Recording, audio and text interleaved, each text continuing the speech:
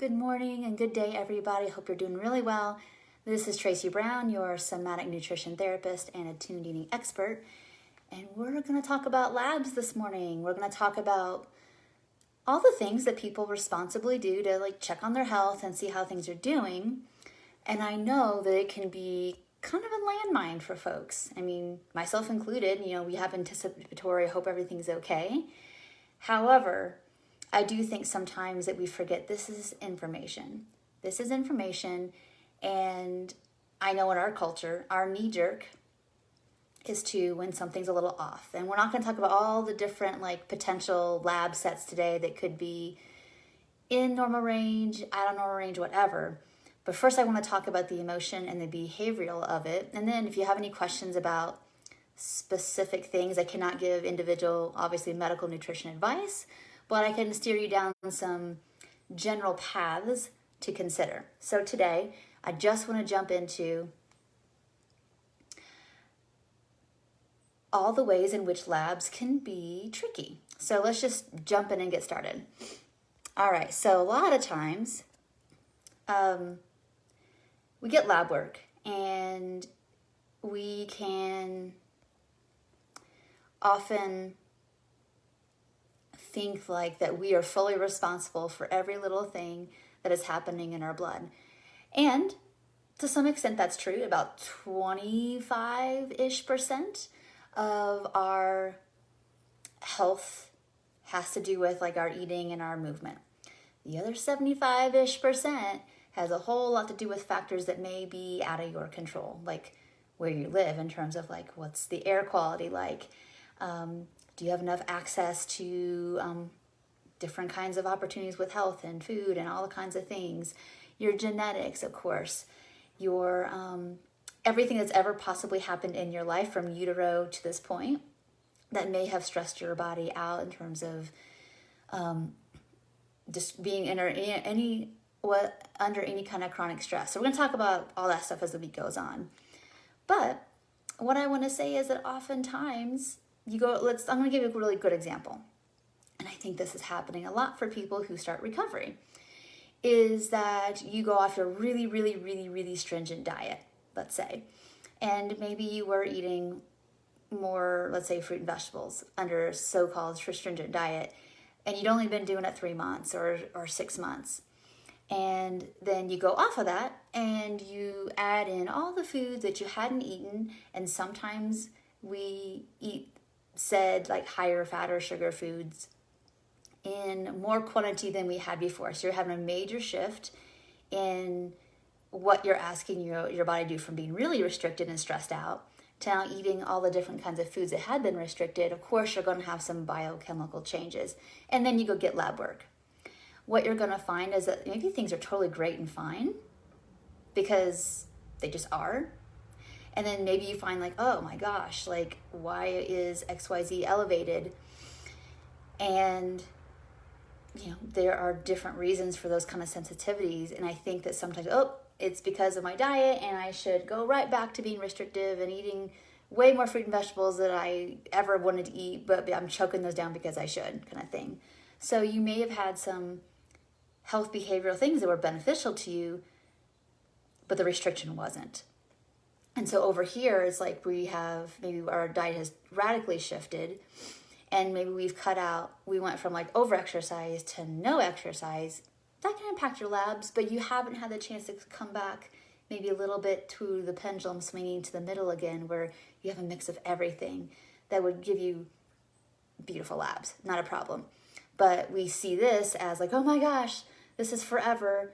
It won't be forever. It just means this is where you're hanging out right this second, the day you had labs done. And so we tend to knee jerk and then want to run back over here.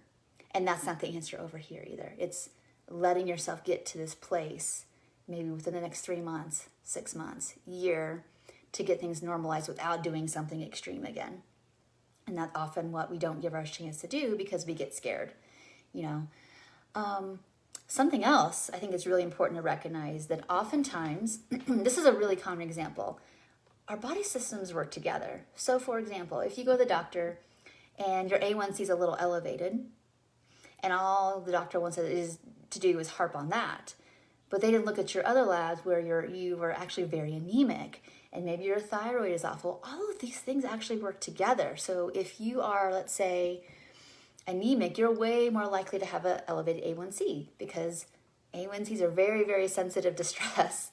And so if you're over here dog tired and like maybe your eating's just fine, but you're more A1C elevated than you were when your iron was better and you felt good and you had ability to move, maybe naturally A1C would either be lower, or it could just be a stress marker. And often, okay, well, now I've got to go on keto because my A1C is high, versus, wait a minute, let's address all these other nutritional indices and see what happens with this.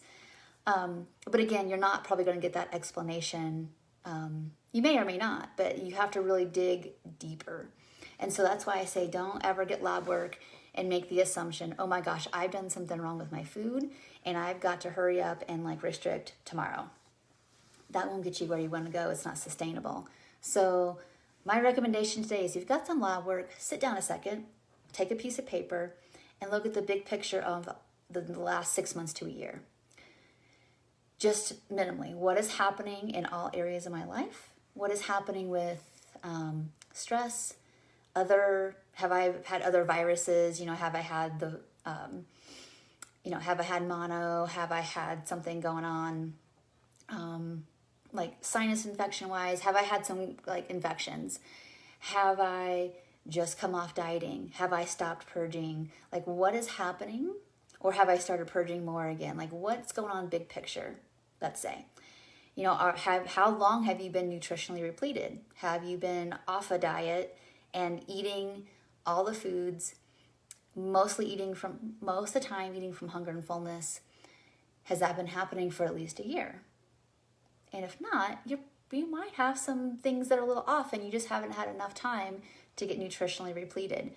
Again, movement, stress, other illnesses, other comorbid things that would impact other lab values and organ systems. Be checking on that. And then look at the bigger picture of like, what are your susceptibilities? What are your other susceptibilities in terms of like, well, since I've been born or since I've been conceived, like, what have I been through? What have I survived? And how might this be? Good morning, Helen. Good morning, Megan. That's who I see here so far. How else might that be impacting what's going on now? So before you freak out about any kind of lab work that has been going on or that is currently happening, look at your bigger picture. What is in your current capability to do with the place you're at in recovery? Because sometimes it's just not appropriate. I've had many people, and I did an interview about this on Instagram 2 weeks ago, and we talked a lot about evidence-based. Well, what is big picture evidence-based for your current situation? So if you were to, like, let's say, restrict a food, but it makes your non-diet recovery efforts like just blow up to where you feel like you're regressing or you relapse, it may not be the right time to be restricting that food. I know that there are some exceptions. If you are on dialysis, let's say, if you are celiac, there's some reasons maybe where we just have to work on a little more accelerated, like and using food in its proper place to help you health-wise and nutritionally and medically. But sometimes it's just doesn't make sense and it's just not worth it this moment. Maybe in 6 weeks or in 6 months, as that gets better timing to maybe look at some things. But you really do have to look at the big picture. And if what you are going to do with your food or movement actually causes more harm and causes more problems, then it's not right timing. And we need to do the best we can with what we have. Hi, Megan. Good morning. Yes, I am well. I am good. I hope you're doing well too. So that's it for today. I think we're just going to end it there. And your little action. Again, I do see these videos as like mini sessions, so I hope you do take advantage of those. Is that to look at the big picture. If you're already doing all that, and it's just that we're going to talk about people who are struggling with chronic health conditions later on this week. So you may be one of those people, it's like, yeah, I get it. I can do the nuance. I'm not too knee-jerk. I'm just really struggling with like, oh, things are ever going to get better. We're going to address some of those concerns for you this week too.